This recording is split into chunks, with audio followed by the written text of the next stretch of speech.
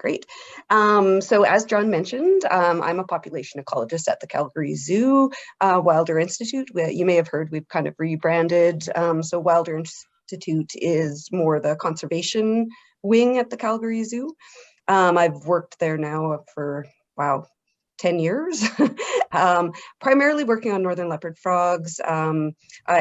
As John mentioned, I chair the Biodiversity Advisory Committee. I'm also on the CanSeq Amphibian and Reptile Specialist Group, as well as the IUCN Amphibian Group.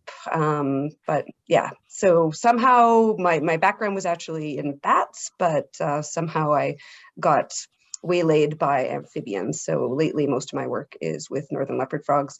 I'm on the BC Northern Leopard Frog Recovery Team, which is where we primarily do a lot of our work, but I'll give you some more background about that as we continue.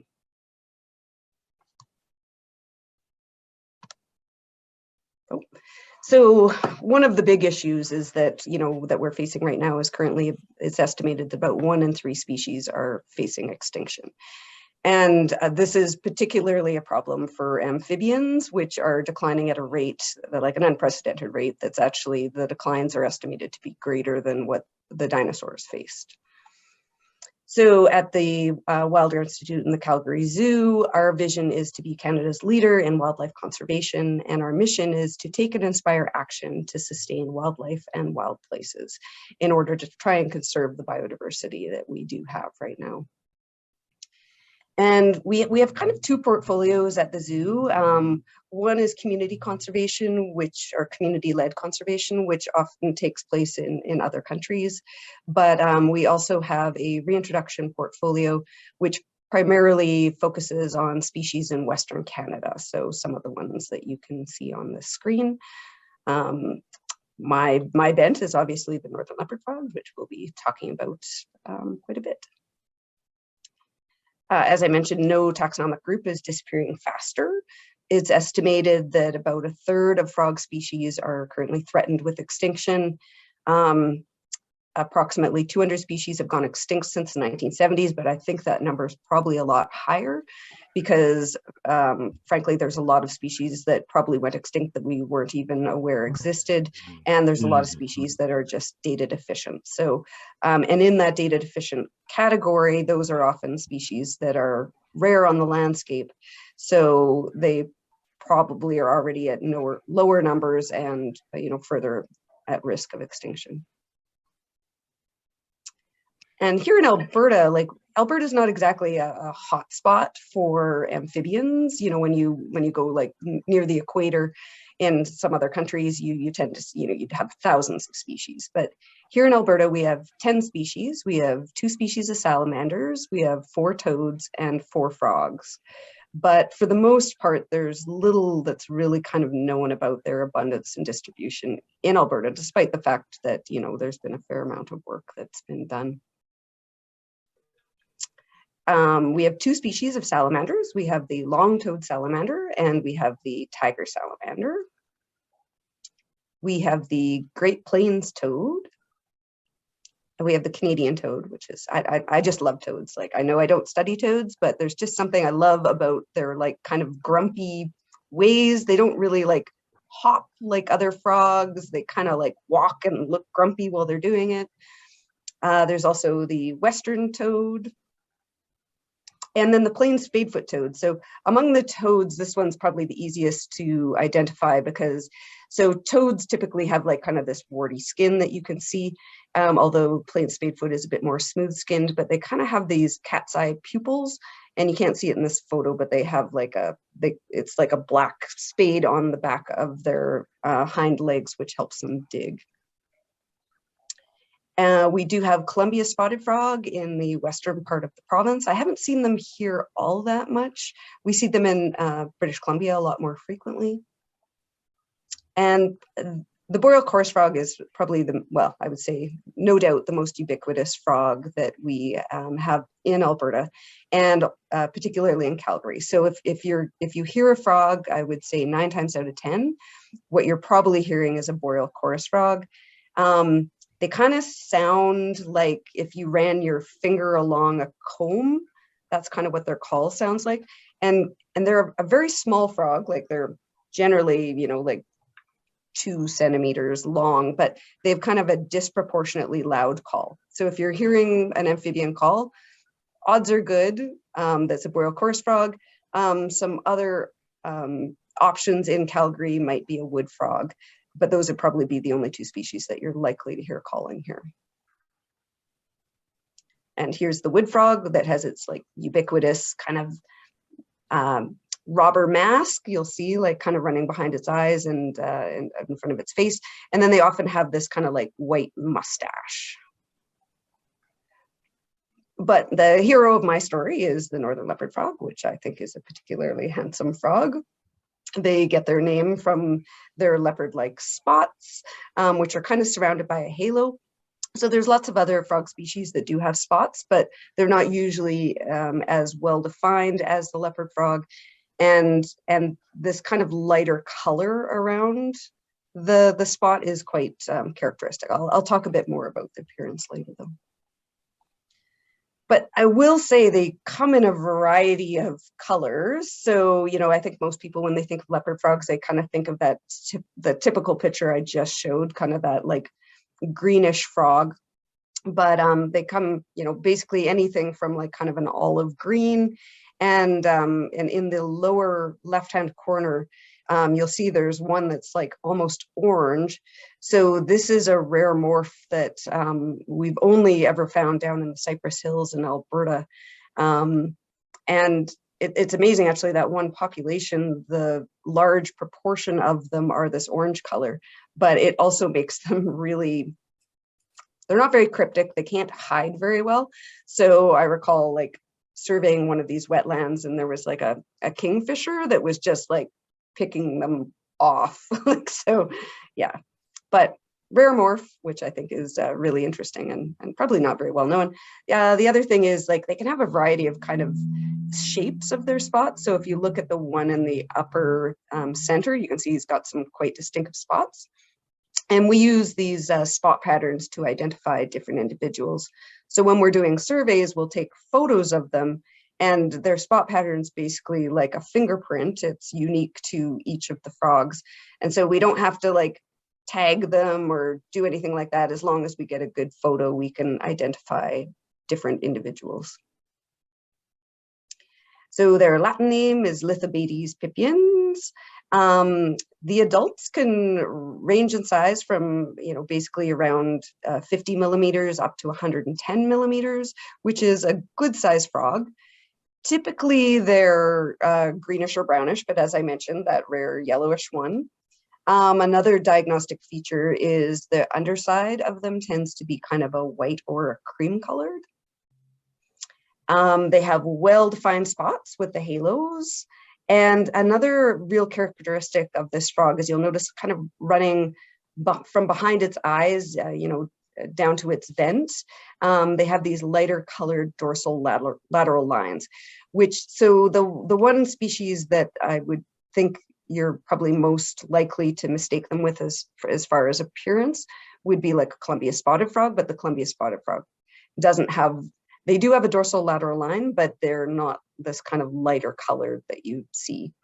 And their rear feet are quite webbed, unlike some of the other more terrestrial species. Although that being said, leopard frogs can be very terrestrial during the species or during the summer. And I think they're a particularly handsome frog. The tadpoles range in size from about 8 to 100 millimeters. So that's interesting if you think of the length, because really a tadpole can be as long as an adult frog. But once they reach metamorphosis, they resorb their tail, and then they'll grow their hind and front legs. And so they actually get quite a bit smaller.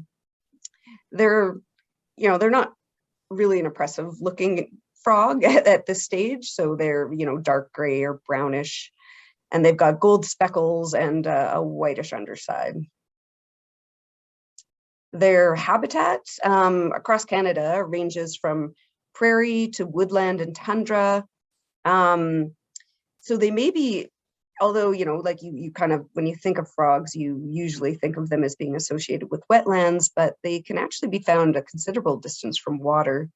Another common name for the leopard frog is actually a meadow frog. And so, you know, it's not outrageous to actually find a leopard frog, you know, up to 2 kilometers away from a wetland habitat, particularly in the summer, because they often forage in those upland areas, particularly in fields and grassy areas that might be adjacent to those wetlands. And their breeding period in Alberta, you know, can kind of span from early April into early June. But I would say kind of like that mid-May period is when you're more likely to hear them calling. And their call isn't nearly as loud as a boreal chorus frog, but it is quite distinctive in its own right. So people sometimes describe it as, you know, if you were kind of like rubbing your finger on a balloon. And they have 3 distinct calls that they can make. So they make like kind of a snoring call, which is kind of their most common call. And then sometimes there's like, they make these like chuckles and grunts. So we put out these automatic recording units to record their calls, but there's a lot of things that kind of make calls that sound like the snoring calls. But hearing that snore call in conjunction with the chuckle and the grunt, for me, is like, that's the real diagnostic. I would know for sure that that's a leopard frog. Although that being said, I was talking to a researcher who'd done some work in the Northwest Territories, and he'd actually heard ravens mimicking all 3 parts of their call, which I think is quite amazing and is a little bit disconcerting if you're kind of relying on these recordings to base your like occupancy and range estimates. The eggs hatch, you know, kind of mid-April till, you know, like kind of mid to end of June. That's usually really temperature dependent. So we did a study, it was in the Cypress Hills, and we found that, you know, early in the spring when it's quite cold, eggs could take up to a month to hatch. But once it gets like really warm later in the year, that could be down to like 4 days for the hatching period.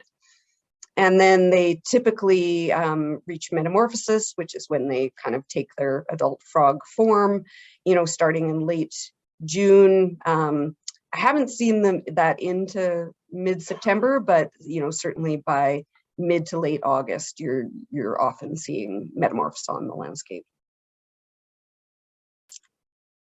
They reproduce usually in relatively permanent ponds without fish. At least that was our experience in Alberta. So in Alberta, we don't necessarily have a ton of permanent wetlands, but those were the ones where we tended to see leopard frogs, and often associated with springs. We did find them in places where there were fish, but I think that can, particularly in the breeding period and for tadpoles and things, that is not good, the best habitat anyways. You'll sometimes find them in wet meadows, reproducing in oxbows or marshes. And females can produce up to 7,000 eggs in a single flattened grapefruit-sized egg mass. So in the photo on the right, these are 2 leopard frog egg masses that have been laid at 2 different times. So the egg mass on the right, where it's quite a bit darker and smaller, that would have been laid more recently, whereas the one on the left, you can see the jelly layer has expanded, and it's kind of got like a more silty appearance. They usually attach them to aquatic vegetation underneath the water, usually about 10 centimeters below the surface of the water. So if you see a large egg mass of that size,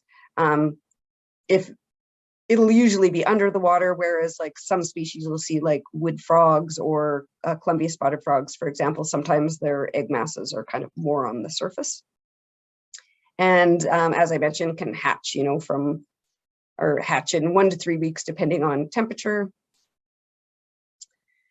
So as far as their movement goes, they will make approximately 2-kilometer movements up to 2-kilometer seasonal movements between habitats.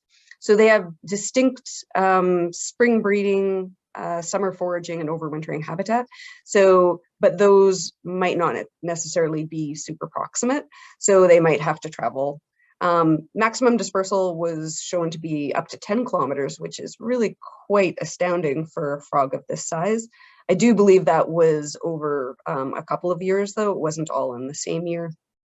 And if the habitat is suitable, we have seen some examples where they may overwinter in the same area as the breeding pond if conditions are suitable. So for example, there's a reintroduction site south of Lethbridge called McGrath. And in that wetland, we've seen evidence of both breeding and overwintering. I think what makes that one wetland special is that there seem to be springs that run into it. And so I think there's kind of a constant influx of water and maybe a higher dissolved oxygen content. I only share this picture to show that they are like really opportunistic feeders. So in this case, this is a leopard frog that has actually eaten another leopard frog. You can see poor little leopard frog's legs sticking out. So leopard frogs are found across Canada and the United States. But there have been declines that were noted beginning about in the 1970s and 1980s, primarily by naturalists, because at that point in time, no one was really kind of looking. And declines have been focused more in kind of Western Canada and the United States. Their populations seem to be doing relatively okay in Eastern Canada, although there is some evidence of decline there too. And the main drivers of the declines are habitat loss, particularly wetland loss, and also habitat degradation. And, things like roads can be problematic. Diseases such as chytrid fungus have been a problem, things like ranavirus, and invasive species. So in British Columbia, where I'll tell you a bit more about our work, we have American bullfrogs, which were introduced, that are moving up from Idaho and are predicted to be a major concern for several reasons. So they can both outcompete leopard frogs, but they'll also eat leopard frogs. And we also believe that they could harbor chytrid fungus, which could then be transmitted to leopard frogs. So while American bullfrogs and leopard frogs seem to coexist relatively well in Eastern Canada, they don't seem to coexist very well in the Western Canada and the United States. So in Western Canada, CanSeq has designated the Rocky Mountain population, which is the one that's in British Columbia, as endangered. There's only a single population left. And in the Western Boreal and Prairie populations, which Alberta is part of, they've been designated as special concern. And then provincially in Alberta, leopard frogs are designated as threatened under the Wildlife Act. And in British Columbia, they are considered endangered. So our project goals are to prevent the extirpation of northern leopard frogs and expand their current range. We contribute to reintroduction efforts in British Columbia in a few different ways, which I'll be talking a bit more about. I work for the Center for Conservation Research, so our goal is also to advance conservation and reintroduction science, and also encourage the use of those scientific results to help make informed management decisions. So from here on, I'll primarily talk about what's happening in British Columbia. As I mentioned, that in British Columbia, they're considered endangered. We only have a single population. So the map on the right, if you look at the yellow star, that's where our single extant population is located in the Creston Valley, in the Creston Valley Wildlife Management Area. And we've had 2 reintroduction sites. So one is located near Bummers Flats, which is kind of near Kimberley, if you're familiar with that area. And then our more recent reintroduction site is located near Briscoe, which is just north of Radium. But if you look at the map on the left-hand side, you can see that their range was once much more extensive in both Alberta and British Columbia. So they were once found throughout the entire, well, we think throughout the entire Columbia marshes, but the issue is that we don't have a really good idea of where they were historically located, because nobody was really looking for the most part until they were gone. I am part of the Northern Leopard Frog Recovery Team, which is a group of dedicated individuals that include, local biologists, conservation organizations, such as like ourselves and Vancouver Aquarium, and as well as government biologists that contribute their time and effort to reintroduction and recovery actions. We have been involved in conservation translocations. So in these photos, the one in the upper left-hand side, we are conducting egg mass surveys with biologists from the Creston Valley Wildlife Management Area, as well as from the BC government. And typically what we would do is we'd go out the night before and we do calling surveys to determine where males are calling from. And then once we've located those areas, then we focus these egg mass surveys to see if we can see egg masses. But it's a bit like finding a needle in the haystack. Particularly in this photo, you can see that the submergent vegetation has gotten quite dense. So to try and find an egg mass in there can be really tricky. So in the center upper photo, that's a picture from under the water of a Northern Leopard Frog egg mass. You can see where it's attached to the submergent vegetation. And then some of the other photos are some of the reintroduction work that we were doing. So we collect egg masses with the help of BC biologists, and we do a couple things. So we either translocate those to do wild-to-wild translocations to our reintroduction sites, but we also collect eggs to bring in for our captive breeding programs. So currently we have a captive breeding program for Northern Leopard Frogs at the Vancouver Aquarium, at the Calgary Zoo, and more recently the Edmonton Valley Zoo has started a captive breeding program as well.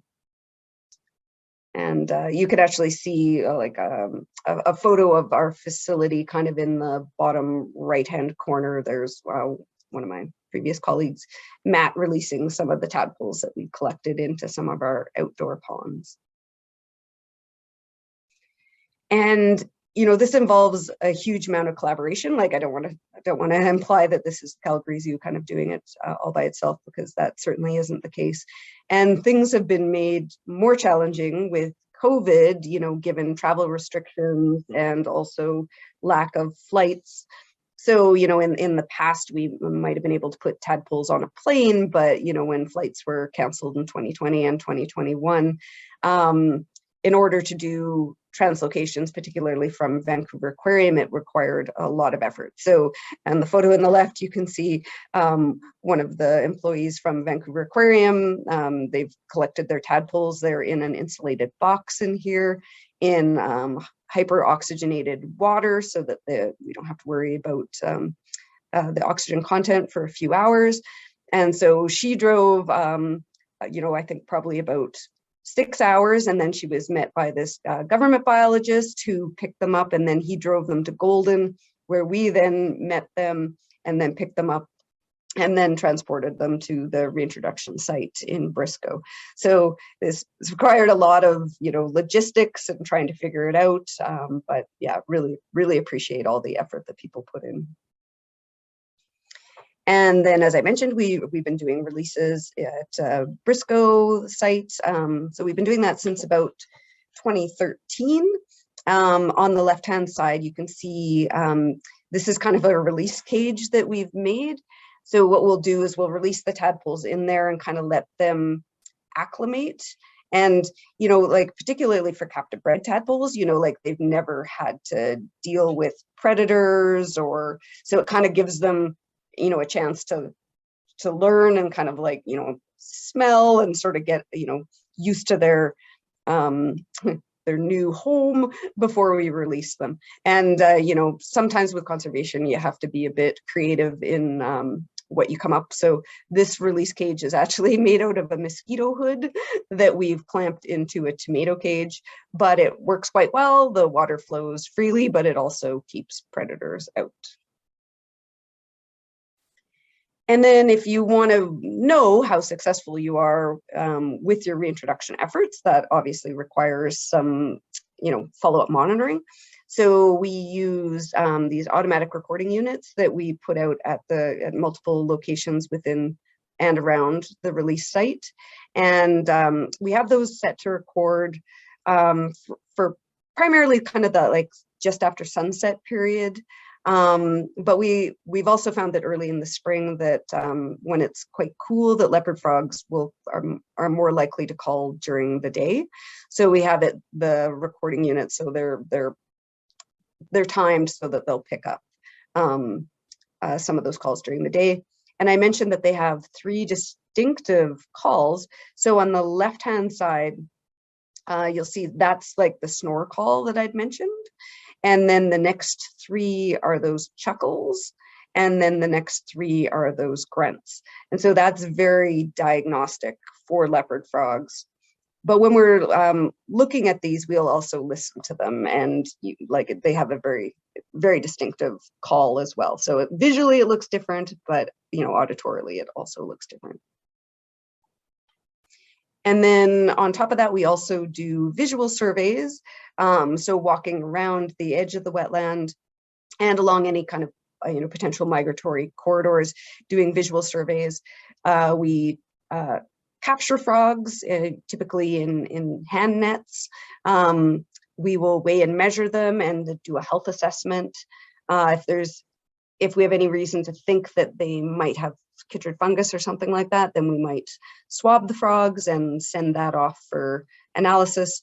And then we look at basically like what is the population size, given given how many we released that year, how successful do we think that our efforts are being.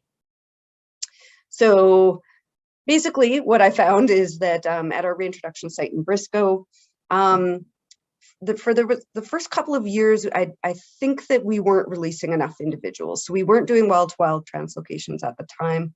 We were only relying on captive bred individuals from Vancouver Aquarium.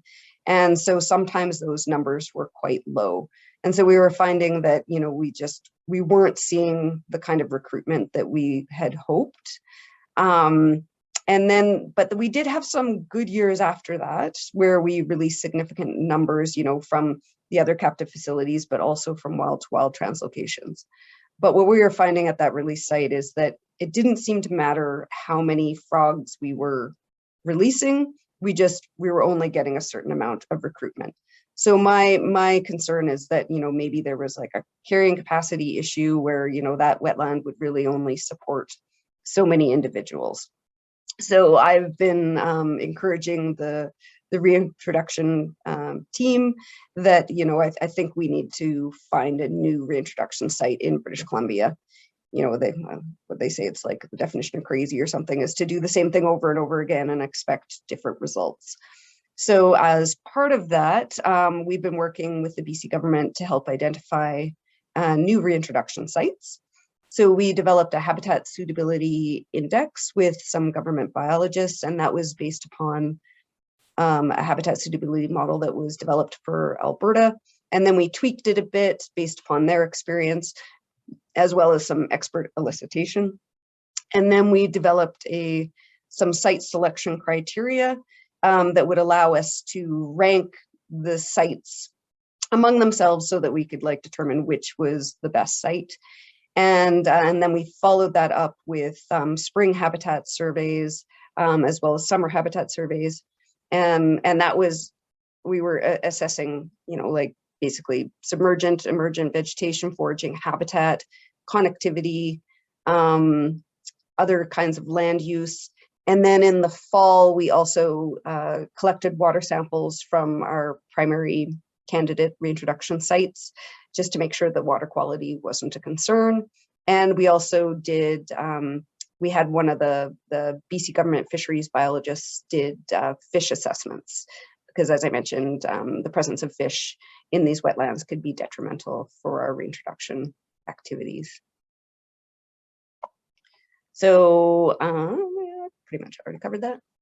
So our habitat suitability models spat out about 700 wetlands, which obviously you can't reintroduce at 700 wetlands, but we were able to weed that down to about 10 potential sites for the on-the-ground assessments. So a lot of those 700 wetlands we could eliminate because, there were things like we'd looked at crown closure because leopard frogs typically don't like areas that are too densely forested. But, you know, some of the places the model picked out, yeah, there were no trees, but it was because it was in the middle of a clear cut. Well, that's not going to be suitable habitat in 10 years.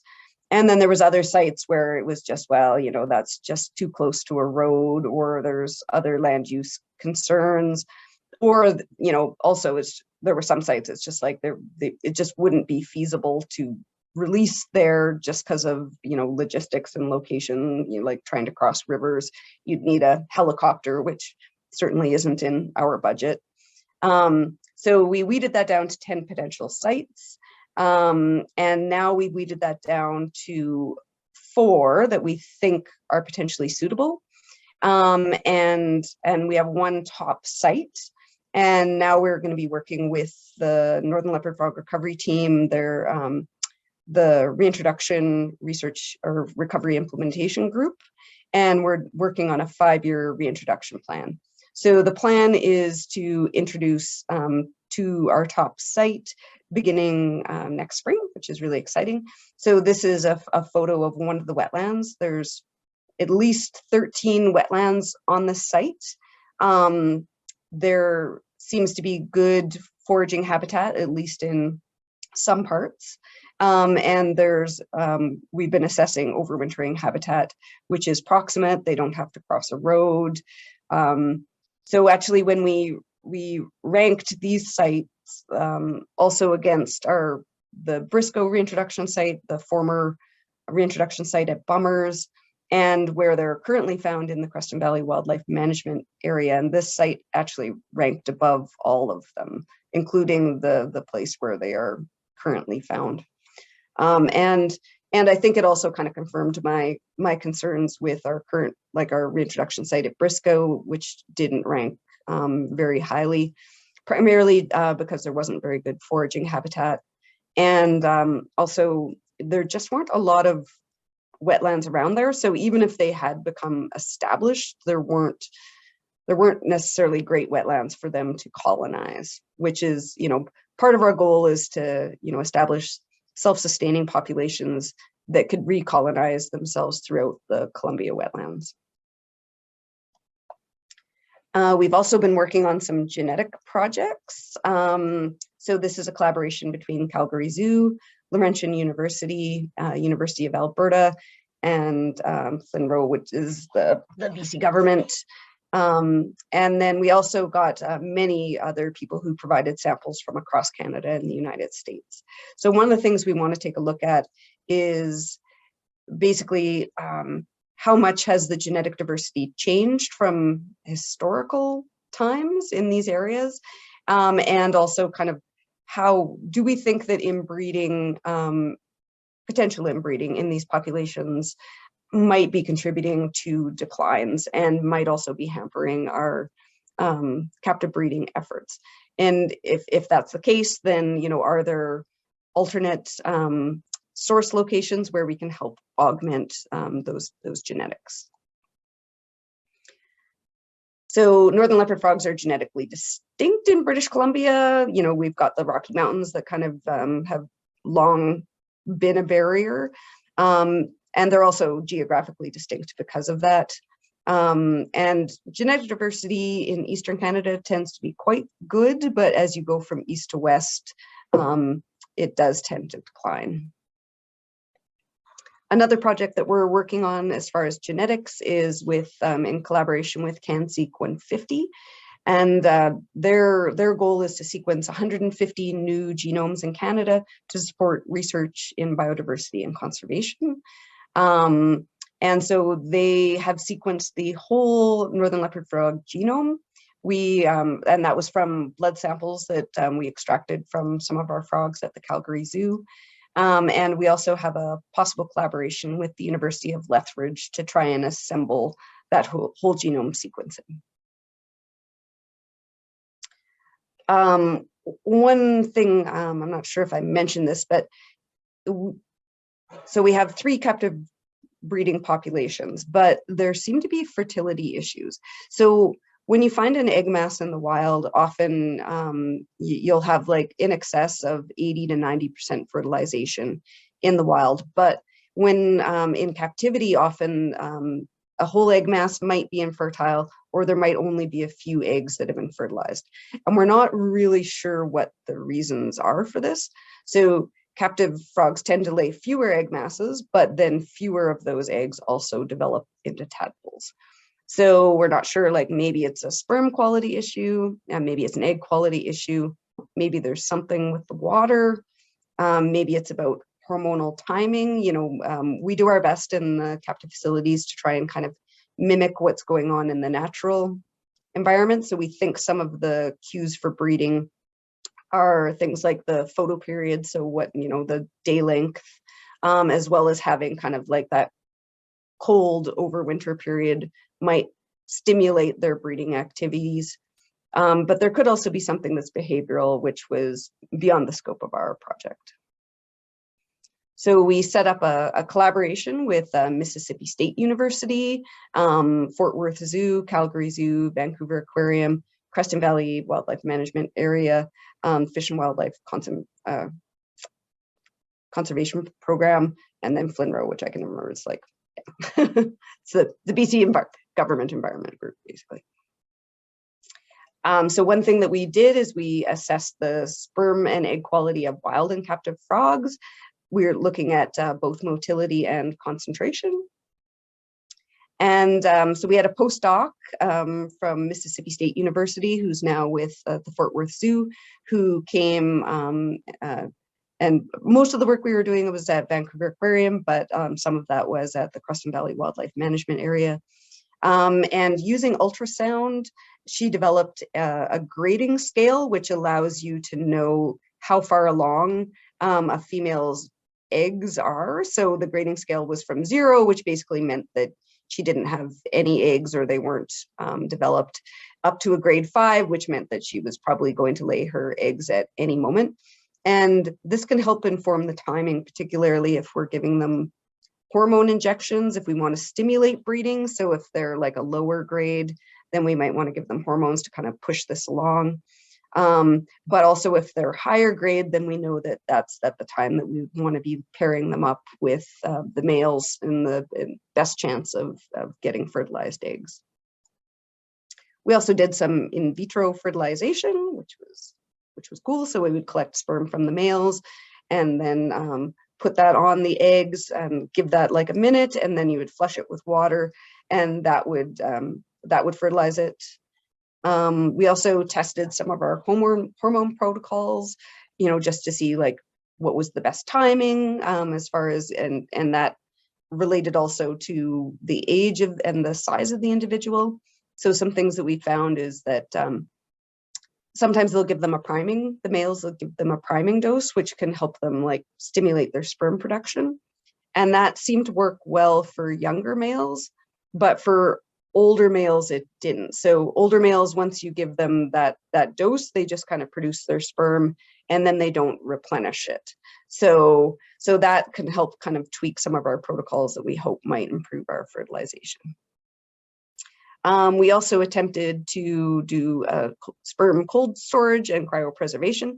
So it's probably a good thing that the hotel we were staying in didn't realize that we were playing with liquid nitrogen. So what we found is that the protocol that we were using for the cryopreservation didn't seem to work. So I think it needs to be tweaked a bit for the species. And we did have some success for storing sperm cold. So the advantage for this could be that, rather than bringing individual males into our captive breeding program, maybe we could actually just go collect sperm from the wild, and this could help, augment the genetics, or if it's an issue that we have low fertilization rate because of something that's happening in captivity, that maybe collecting and bringing in this sperm from the wild, might improve our reproductive success. So the postdoc Allison Julian in this photograph She came last year, and she was a really good sport because she had to quarantine for 2 weeks, despite the fact that she was fully vaccinated. And then we spent 3 weeks at Vancouver Aquarium conducting these experiments. And so the plan is that we're hoping to get her back again this spring to do some work again at Vancouver Aquarium, but hopefully also at Calgary Zoo and at the Edmonton Valley Zoo. So some other things that I've been working on is, so I mentioned I'm a member of the CanSeq Amphibian and Reptile Specialist Group. So I've written 2 SASs, which is a status appraisal summary for Northern Leopard Frogs. So one was for the Rocky Mountain population in British Columbia, and then the other was for the prairie boreal population. So we confirmed a status of endangered again for the Rocky Mountain population, but we're just a little bit uncertain about the prairie boreal population. And it's not that we think that they're doing well. The problem is that there isn't, like, unlike with the British Columbia population where we have like the Rocky Mountains as kind of this distinct boundary, when it comes to the boreal prairie population versus the eastern population, there's kind of like this area of introgression probably with genetics. So we need to decide, is that actually a line? So anyways, that's something to look forward to. I've also been involved in the Call of the Wetlands Citizen Science Initiative as a science advisor, and we've been working on publishing a couple of papers with Mistaki Institute on that. We also co-authored some guidelines for mitigation translocations of amphibians, primarily for Alberta, Saskatchewan, and Manitoba. And I've helped co-author a couple chapters for the new Amphibian Conservation Action Plan for the International Union of the Conservation of Nature Amphibian Specialist Group. So that I think will hopefully be coming out in the next year. The chapters I contributed to were on reintroduction and captive breeding. So some possible future directions that we'd like to go in are, there's a graduate student at Trent University who's interested in looking at the skin microbiome. So we've collected skin swabs for him, both from our captive and our wild populations. And this is to kind of look at whether the skin microbiome can provide like protection for diseases like chytrid fungus. So hoping we'll hear something about that. Some other things we're interested in looking at is looking at overwintering movements at our new reintroduction site. I would also like to look at the effects of soft versus hard releases on survival. So a soft release is kind of that example I showed you where we had like the cage where we released the tadpoles into and kind of gave them a bit of time to, you know, get used to their surroundings, versus a hard release, which is where you would just like release them into the wetland and kind of hope for the best. And then given that we have a new reintroduction site, we'd like to further assess the habitat suitability and see what effect that has on stress for Northern Leopard Frogs, as well as survivorship. So I'd like to thank you for supporting wildlife conservation, and I'd like to thank some of our funders, Donald and Eleanor Seaman Foundation, Columbia Valley Local Conservation Fund, Columbia Basin Trust, as well as Wilder Institute and the Calgary Zoo, who have contributed largely to this project.